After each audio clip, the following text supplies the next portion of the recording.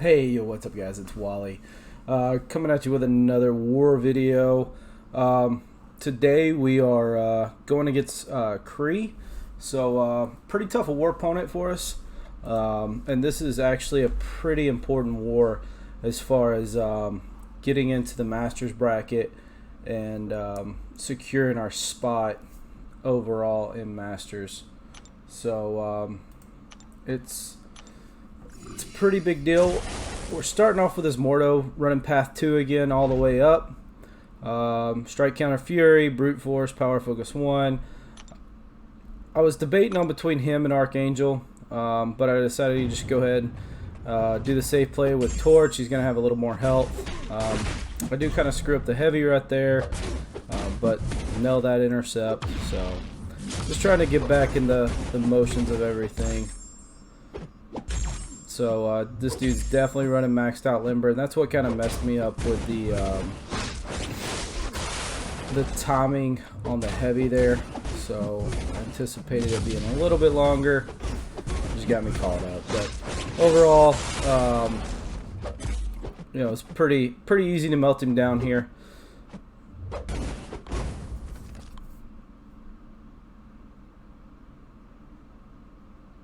So 27 hits, nothing too crazy. So this next fight, I kind of get caught up on from the bench for this one. This Mojo gained a full 2 bars of power and just caught the guy who was fighting it off guard. So I went in with Torch, used my pre-fight ability, fully healed him up since I was still boosted from my previous fight. I was kind of going in this blind. I played Torch before, played against Mojo before, but the new nodes and stuff, I wasn't exactly comfortable taking it. So it's definitely a good lesson learned on this one. I shouldn't have pushed him to a special 2 right here. I should have baited the SP1, getting a good habit of it, and played the fight like I would have normally. But another 24 hit fight. Here we're going to use Guardian. We have this EMP mod, Burden of Might, Rolling Thunder, Havoc here, rank 2. This is actually a pretty good showing for Guardian. So this is my first time using him legit in Alliance War. The last war I did use him, but it was completely you know, out of his wheelhouse to be doing what I was trying to do. So here the good thing about Guardian is that shock damage, I'm pretty much not taking anything of it from it, and even Havoc's hits, with them being energy damage, I'm taking a lot of reduced block damage, not only with the perfect blocks, but with the you know, just overall them being energy attacks and him being energy resistant. So dropped the big SP2 there. That did a lot of damage. But what I didn't see, and I kind of forgot about, was it removes the armor buff. So I took the plasma detonation there. Wasn't a huge deal. Definitely kind of an oh crap moment for me during the war. So, and I don't know what's up with my timing on his special 2s. I normally never have an issue dodging his special 2, but this war for some reason I was eating them left and right. So drop special 3. Pretty cool animations on a special 3 here.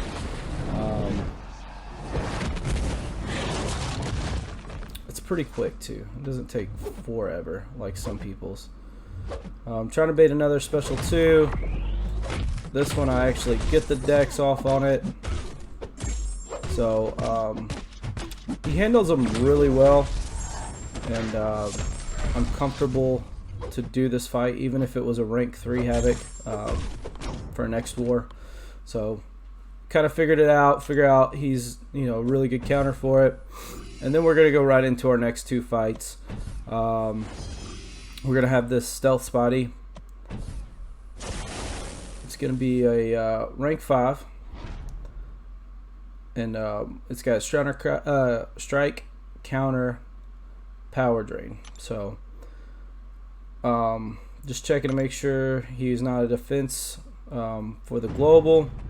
And then same strategy as last time for me. I wanted to get that evade off of Stark's body. Stealth's body, excuse me. Almost waited too long for that heavy.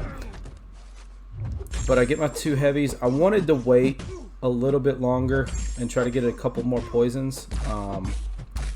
But I kind of just got out of my rhythm. So we have really good RNG on the poisons and the bleeds here, but don't really have any neurotoxins. We finally get our first neurotoxin when he's like 30% down. So very easy fight. Just getting that evade out of the way with the first intercept attempt, and smooth sailing from there. Next, we did this same fight last war, Thor Ragnarok. Nothing different. I'm gonna go the same route I did. Heavy, let him hit into my block a couple times to get some poison, do another heavy, and then start doing my combos, throw a special 1, reset the counters, and then he should be melted by then. So I don't really understand why I threw that heavy. It was could have got punished pretty bad by that heavy. It was rough. Got really good RNG going here, up to 18 hits on Thor. So I back off, let him throw a special 2, and then do a special 1, and he dies during a special 1. Another 20 hit fight. So those last 2 hits with Stealth Spidey and Thor Ragnarok were both 20 hits. Smooth sailing. So I wake up in the morning.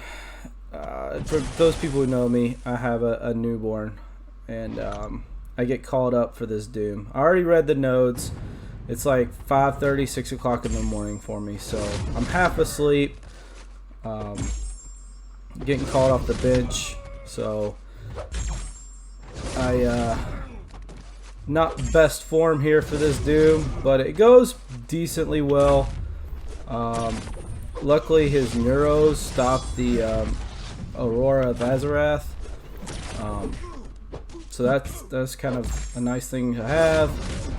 But if you notice here in a second, I took that combo to the face, and I probably should have put on a invuln boost, and I couldn't really, I wasn't thinking right, is really what it comes down to.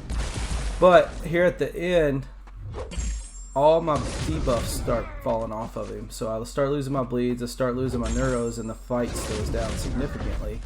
And I just overall stopped proccing any damage over time effects. So it's starting to get low. I just ate that special 1. I don't know why. And then I'm going to do something really dumb that I know better to do. Oh, never mind. I thought I heavied into his block right there. But I ate another special 1, and it just done me in after that. So I could have probably backed off and see how low I could have got him. So just a little background here. It was really close at the end for this war. So couldn't afford but 2 deaths. So that was one of them. I'm going to go in here. He's such low health. I'm going to heal up. I debated on reviving him, but I'm going to heal up Torch a little bit. And then I'm going to go in and pop him a couple times with Torch.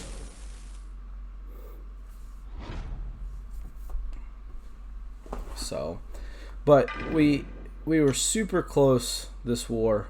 And the next fight, I don't take the next fight, but it's actually pretty awesome. So I'm going to do like 5 hits and get this guy down. It's pretty much what I think it is. It's, 5 hits. But,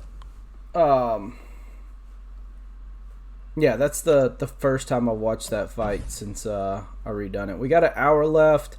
This next fight, Corporal Antwin, I don't know how to say it. He actually went in on that Nick Fury, and he soloed that Nick Fury with a